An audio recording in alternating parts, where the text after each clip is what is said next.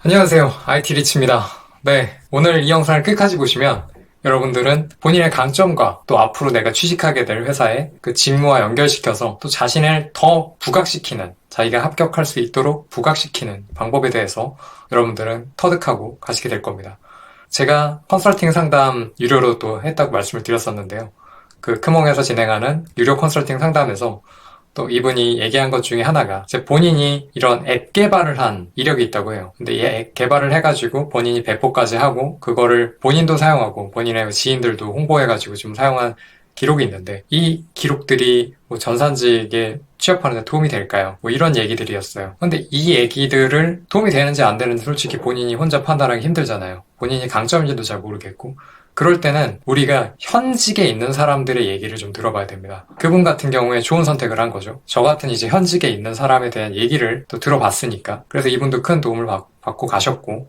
근데 우리가 보통 이렇게 직접 물어보면 되긴 하지만 그러기 또 쉽지 않은 경우도 많단 말이에요. 그럴 경우에는 여러분들이 뭐 회사 사이트에 있는 뭐 현직자와의 인터뷰 뭐 이런 것들이 올라와 있는 것들을 좀 살펴봐도 좋고 그리고 또 여러 커뮤니티에 들어가서 그 업무에 해당되는 그 커뮤니티에 들어가가지고 그 직무에 있는 사람들한테 물어봐도 좋고 그리고 그 직무에 있는 사람들이 이미 얘기를 써놓은 그런 경험담들이나 이런 것들을 읽어보면서 자신의 강점하고 좀 대치를 하면 좋아요. 그리고 중요한 얘기는 지금부터 할 건데요. 이분이 지금 얘기했던 것 중에 앱 개발이라고 하면은 우리가 보통 전산직에서 앱 개발이 뭐 중요할까라는 생각을 하거든요.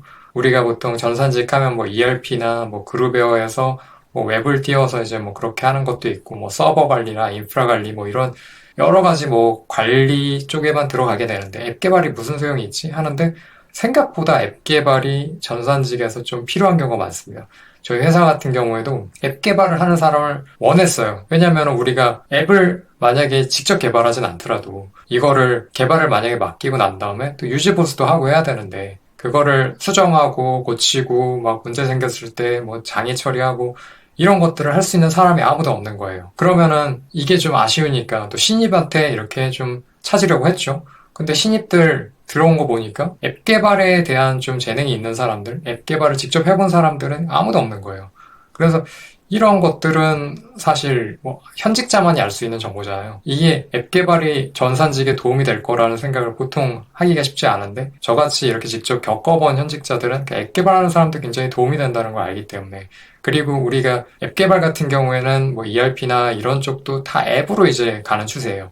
뭐 그룹웨어도 앱으로 이제 하는 경우도 많고 그래서 앱을 관리할 수 있는 능력도 굉장히 중요하단 말이에요. 그래서 우리가 꼭 웹이나 뭐 아니면은 뭐 ERP나 이것뿐만이 아니라 그런 쪽의 앱 개발 능력도 굉장히 자기만의 강점으로 가져갈 수 있다. 이런 것들은 현직자만이 알 수 있으니까 현직자들에게 물어보거나 그게 제일 확실하고 그리고 그게 안 된다면은 현업의 인터뷰라든가 아니면은 커뮤니티에 들어가서 그분들이 쓴 경험담 그리고 직접 질문 남겨도 좋고요. 이런 걸 통해서 여러분들이 조금 더 자기 자신의 강점과 그 직무, 역량을 연결해가지고 본인이 어떤 걸 부각시켜야 될지 그런 걸 조금 더 잘 하실 수 있을 겁니다. 또 오늘 영상도 좀 도움이 되셨다면 구독과 좋아요 또 부탁드리고요.